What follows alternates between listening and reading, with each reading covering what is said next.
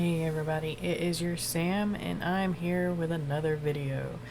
Today I'm going to read you a short story that I created off of the character randomizer from September. I know it's a little bit behind, but we are getting there. Here soon I will also have the one from October, and check out the link down below for the character randomizer playlist so you can check out all the other stories and all the other character randomizers, so maybe you can create your own character and your own short story. Alright, without further ado, a little bit about this story. It took a little bit of a dark turn. I didn't quite mean for it to go like this, but here we are.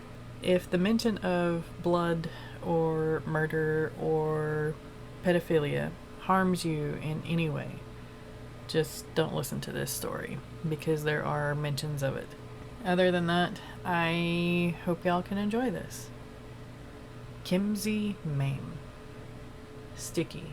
She twirled out of the deepening shallows of her latest prize, dragging her booted toe along the gray, crumbling concrete. The liquid trailing looked black instead of the wondrous red it should be, nearly as black as her hair, but not as dark as her boots. Nothing stayed as white as her dress in this world for long. Her prize was larger than her. In her current weakened state, she couldn't hope to take it home or stash it somewhere. He was a large human, rounded belly with flesh smelling of tobacco and the fermented drink that was nothing compared to ale. It was that smell that triggered her response. Art, her art, rooted deep in scent. Cheap beer or cheaper wine always set her fingers to itching for her old tools of the trade.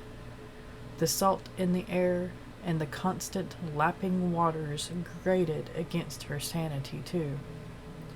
Once, long ago, she'd done well with this art, been praised for it. Now she was something less than her siblings, cast out to live among the stinking humans, all because she killed as freely and willfully as they did.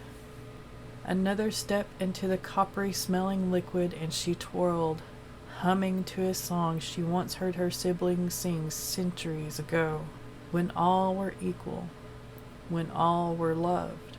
Her muscles stretched and arced into the movements of her dance. Light as a feather, she twirled and skated over the old concrete like it was ice in her boots' skates. Round and round, dipping toes into the blood of her prey as it pulled from his cooling body and spreading it into the masterpiece she saw in her mind's eye, bringing her art to life as life faded from the man who smelled of cheap beer and the priceless young of his kind. She should go look for the young he kept. The thought stilled her. Tilting her head for a moment, she caught the blue tinge of her skin in the yellow streetlight. She had forgotten herself, let herself become the angel flesh instead of keeping her human mask on. She couldn't feel a soul nearby, except for the two young ones. He'd come from 2 buildings down, where she could feel the butterfly-like souls fluttering in fear and despair. Further than that, the dock workers ran a crane to unload long metal boxes filled with human wants and needs.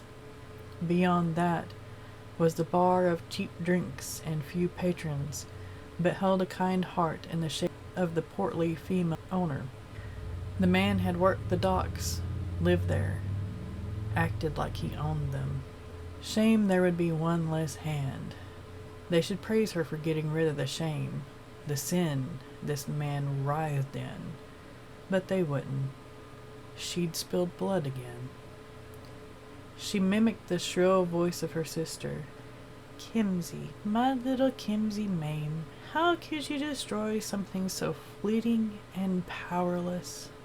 She licked her lips, tasting the blood of the sinful man in the salty air.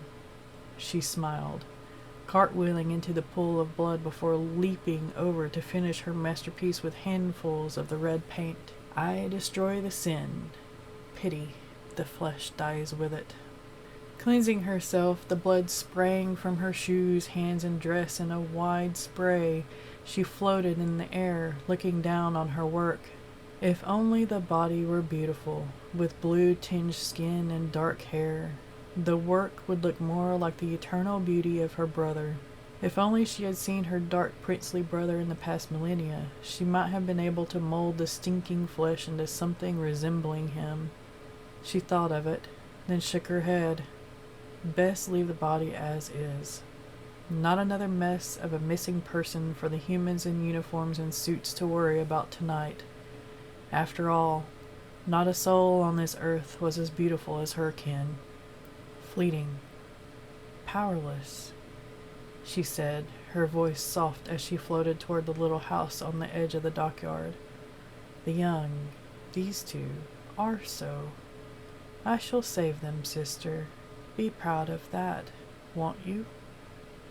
It was time to feed her animals at home, too. The bovine and sheep loved her unconditionally.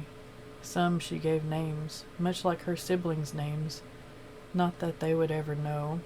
Come, little ones. She broke the lock on the metal door in the basement. Come, be free. Follow the lights. There is a woman down there with a pleasant smile. She smells of cinnamon and whiskey. Qkimzie watched the two stumble and scramble their way to each glowing yellow street light along the dock until they reached the back door to the bar. There, Glenda, the cook, gasped and wrapped them in her thick arms, crying for someone to call an ambulance so the babies could get help. Fleeting. Powerless. She mulled over the words as she always did, each day she stayed among them. Alright, so that is it for my little short story. I hope you enjoyed it. I know I enjoyed writing it. I like going into the dark depths every now and then. Let me know in the comments what you think. And also, if you have a short story from a character randomizer, you can leave it in the comments below or do your own video and upload it. Let me know. Send me a link and I will add it to the character randomizer playlist. For other character randomizers and the stories that go along with them, check out the link in the description, and the playlist will be linked in the end cards of this video as well. Thanks for listening. Be kind to one another out there. Be kind to yourself. Keep writing, keep being creative, and I will see you next time.